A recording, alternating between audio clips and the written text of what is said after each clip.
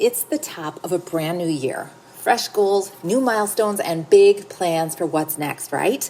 But let's be honest, chances are pretty high you're going to need some cash to make those plans happen. So the real question becomes, how do you keep more money in your pocket? Because now it's tax season. And here we go, gathering all the documents, pulling reports, and trying to make sense of it all. So that's why I'm super excited for today's guest. Today, I'm joined by Danielle Hayden. She is breaking down exactly where small business owners, especially us brick and mortar and service-based businesses, are leaving money on the table. In this conversation, Danielle shares 6 overlooked ways business owners can keep more cash in their business. Her simple 3-step framework for managing money with confidence, a clear, no fluff answer to the big question, when is it time to become an S-Corp, and the 4 people you need on your team if you want a real business, not a stressful hobby. And yes, I love that she calls it a money team, because without money flowing through your business, you don't actually have a business. You have stress. Danielle gives bold, grounded, practical answers, the kind that immediately build trust and confidence. This is exactly who you want helping you with your books, your strategy, and your financial decisions. I'm genuinely excited for you to listen to this episode. Please share it with another business owner who needs this conversation. And Danielle also has her own podcast, Business by the Books. So if you want to keep learning and go deeper, be sure to check that out as well. Oh, and she has a free gift for you all here in the show notes, so go grab it. All right, let's get real about money, strategy, and building a business that actually supports your life. Let's get real. Are you a brick and mortar business owner that has put your blood, sweat, and tears into creating a storefront that lights you up and serves your clients really well, only to be frustrated that you're the best kept secret in town? If you're not hearing your new clients say, "I found you on Google," then you are in the right place. Welcome. My name is Melissa Rose. I'm a mom, a brick and mortar business owner, and your straight shooting visibility coach. I've cracked the SEO code to becoming the top choice on Google in my industry. And now I'm sharing the secrets on this podcast. Get ready for stories, fail-proof strategies, and practical tips to elevate your brick and mortar presence to the top choice on Google. Let's get real, because we're going to make your business the only option in town. Danielle Hayden is the co-founder and CEO of Kickstart Accounting, where she helps women entrepreneurs stop guessing about their money and start confidently running profitable businesses. With over 15 years of experience in finance, Danielle brings a powerful blend of CPA-level expertise, CFO strategy, and real-world support, helping business owners understand their numbers, make smarter decisions, and build sustainable wealth. She's also the host of the podcast Business by the Books and a trusted voice in the small business space, known for her clear, no BS approach to money. I am super excited to welcome Danielle Hayden to the podcast. Danielle Hayden, thank you so much for being on the Brick and Mortar podcast. I'm super excited to have you on today and learn all you have to offer. For having me here. Yeah, I'm excited for this conversation.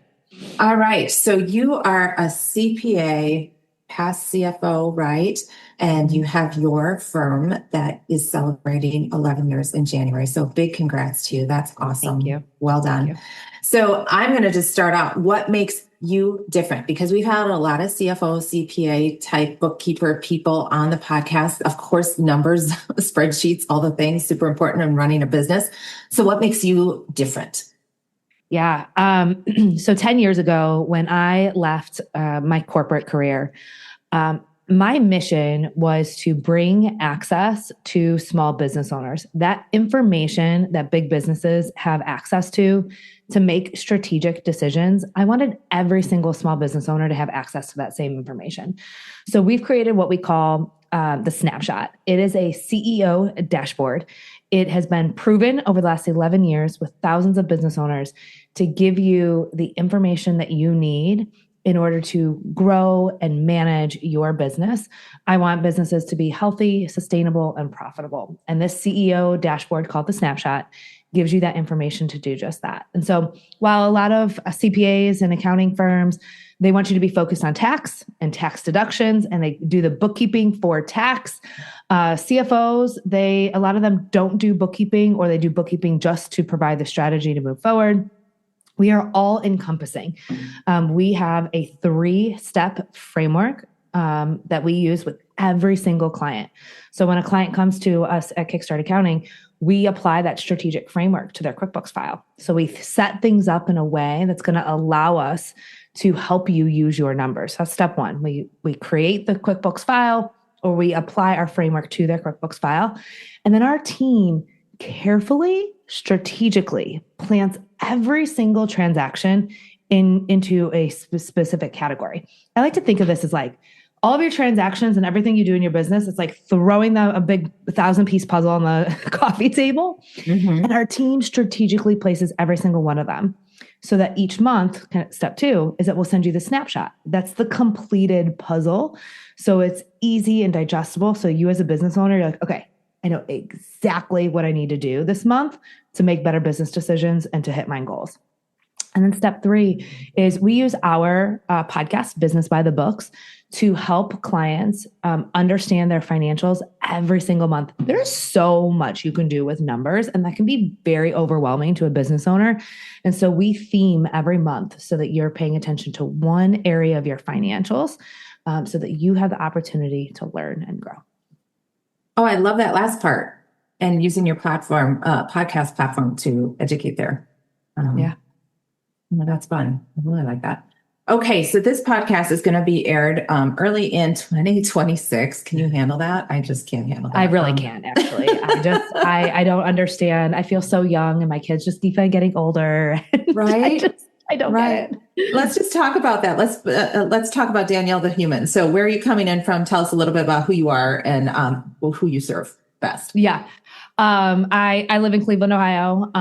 My team, I have 40 team members who live all over the country. So we are all over the United States. I am a mama of two. My daughter is her second year in college. My son is about to graduate high school. So we are in the thick of it. And you'll hear me talk a lot about aligning our spending and our business goals to where we're at in life. I think of life and business in seasons. And so I am in a season of helping launch my kids and to grow this beautiful business. Wow. Congrats. That's awesome. Yes, you are. You're college, high school, launching them. It's so fun. Yeah. It's so fun. All right. So we specialize with brick and mortar business owners. I work with a lot of them, helping them with their marketing, their SEO, making their business the only option in town. So when you work with business owners, I want to just pull up the proper question here. Where do you see business owners leaving money on the table when it comes to tax time? I think that people kind of live in two different camps. We're either afraid of the IRS and we're like, I just don't want to go to tax jail. And to be clear, that doesn't exist. And so there's some business owners that are like, I don't understand what's a business deduction, what's not a business deduction. And so they just tend to pay for things personally and they don't maximize their deductions. So it's really more of a mindset. Then we have the business owners who understand that they're running a real business. This isn't a hobby. I am a business owner. I am a CEO of this thing that I am creating. And so I understand that when I am spending money on this business, that it is a business deduction. And so taking the time and energy to educate yourself enough and to have the money team around you that's going to help you understand the information so that you feel comfortable capturing those expenses. Mm-hmm. So where are you talk about 6 most overlooked tax write-offs. So what are some of them, or can you both walk through with us? Yeah. So the first one I'll talk about is the need to separate your business and personal expenses. So I'm still blown away that that's like number one. And it is number one. Seriously, I cannot tell you how many business owners come through onboarding and they're like, oh, I just keep on commingling. No, I know. It feels simple.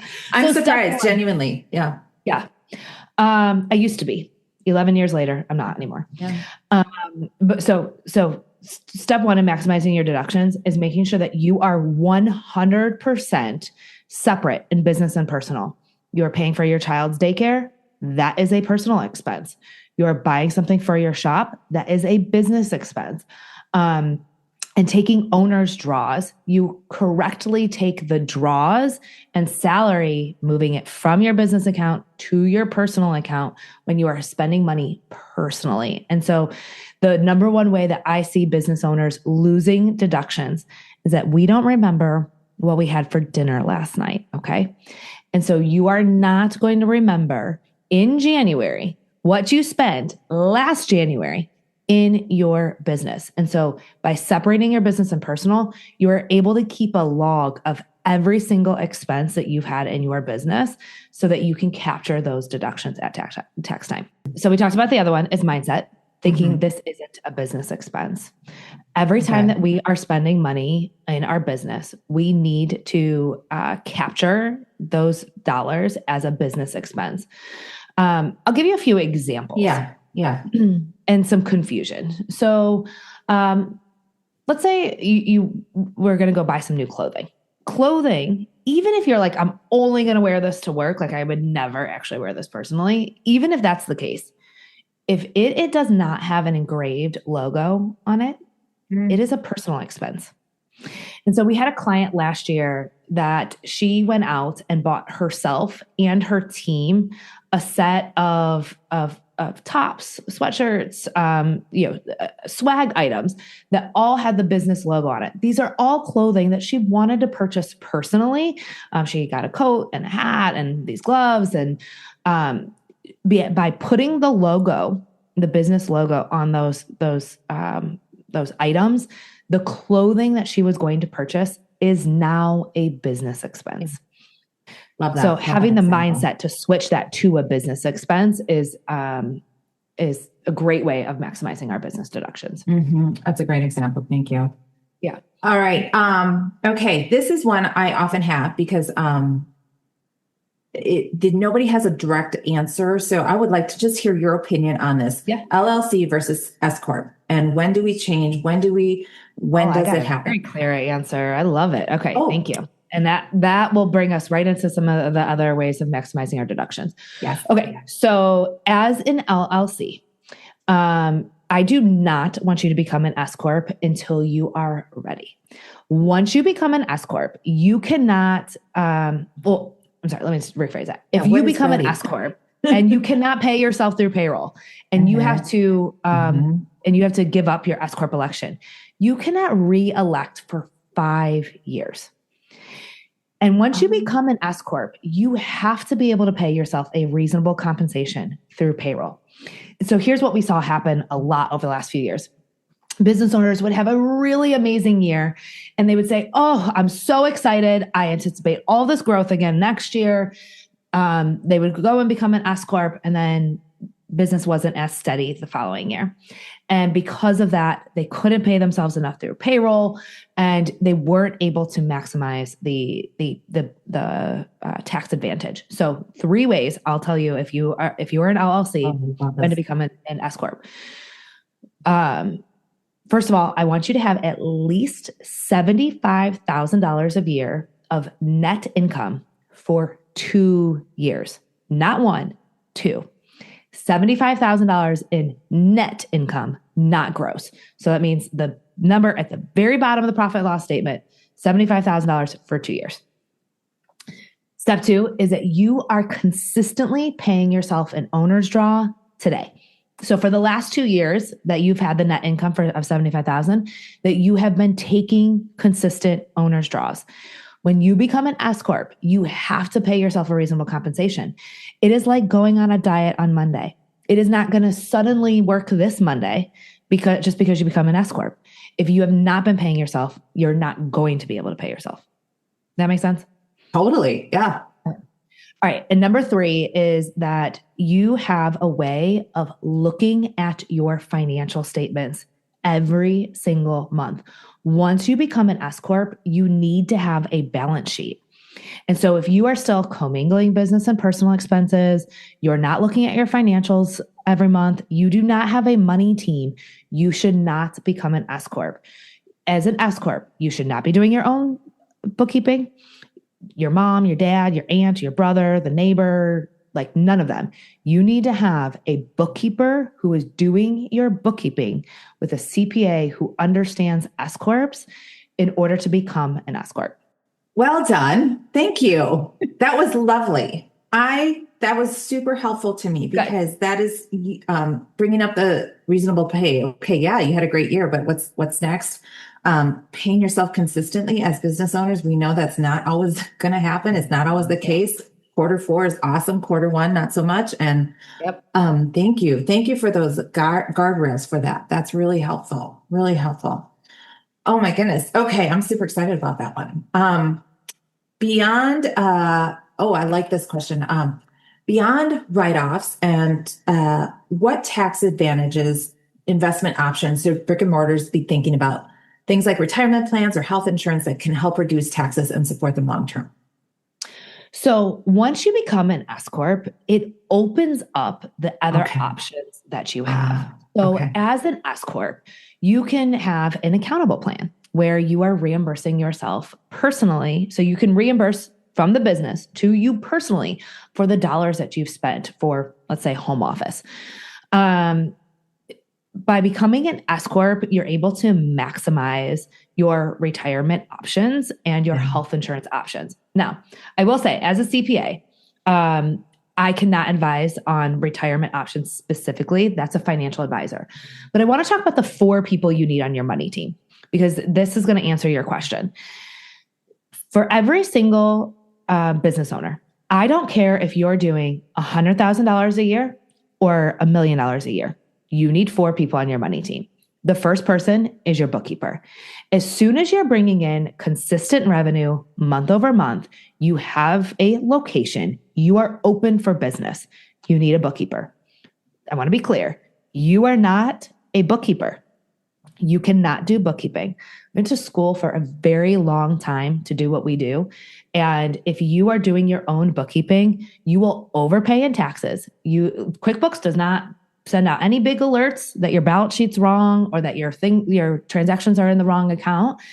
It is so vital to you as a business owner to have accurate numbers to make business decisions. And it is your responsibility. I don't care if you're a numbers person or not. It is your responsibility. Okay. So first and one, bookkeeping. You have accurate financials now to do your taxes and to build wealth.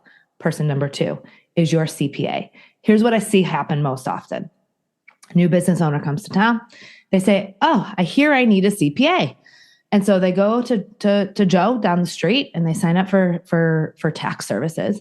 And because Joe is the only person that they have on their team, they're suddenly asking Joe for business advice, bookkeeping advice, consulting advice, investment advice. Where should I put my retirement dollars? Because Joe's the only person they have on their team. Joe's only job as your tax preparer is to file your tax return and to be able to help you tax plan. So that's person number 2 is your CPA or tax accountant. Person number 3 is your financial advisor. Your financial advisor should be working with your bookkeeper and CPA throughout the year when we do our tax check-ins with our clients. So when we work with our clients, we do bookkeeping. But we don't do taxes for every single one of our clients, but if you sign up for taxes, we also do taxes. During our mid-year check-in, so every single person that we do taxes for, we meet with them in Q3. And that meeting is where we'll also talk about their financial advisor on what are the investment options for that business owner. So it's really important that financial advisor that can then say, "Hey, here's what you're eligible for in terms of a solo 401k.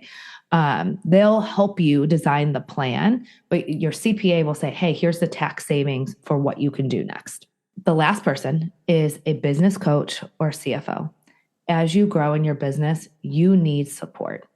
And when you're ready to start looking to the future, like making a budget, goal setting, that CFO and business coach, they're going to be able to help you take the bookkeeping, looking backwards, to the future, looking forward. So I know I didn't answer your question specifically, but I want to give you the right team member. Yeah. Your CPA will give you the tax planning piece, but they should not be the person advising on the actual plan and where you're going to make those investments.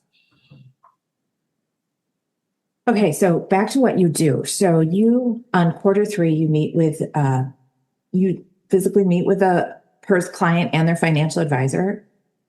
Like, So is that if our clients has a financial advisor, we will connect with them. Not all of our clients have one. We don't offer that service.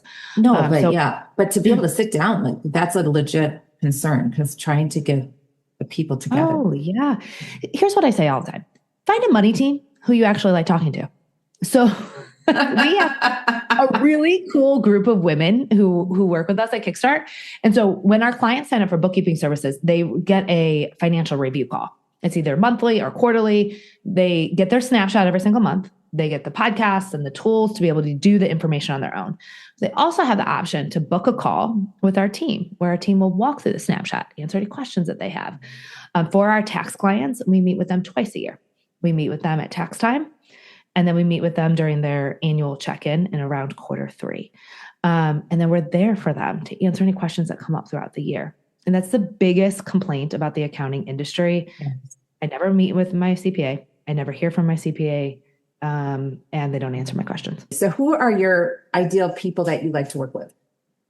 Our clients are growing business owners who are ready to step into their role as the business owner. So you know that you need to take all of the hats off as a business owner. You cannot wear all of those hats forever. You have to start to allow people to support you in your business. And so we work with growing business owners who are ready to use their numbers to make business decisions, and to have access to that type of information and support. Okay. So not specific to industry or anything like that. Okay. No, awesome. Absolutely. Numbers are numbers. Numbers are numbers. Yeah. The way that we do our strategic framework allows us to work across industries. The most important thing is that you want to receive that CEO dashboard, that snapshot every month, and that you know that you should not be the one doing the bookkeeping. So if you're sitting here in January doing the books for all of 2025, book a call, either with me or somebody else.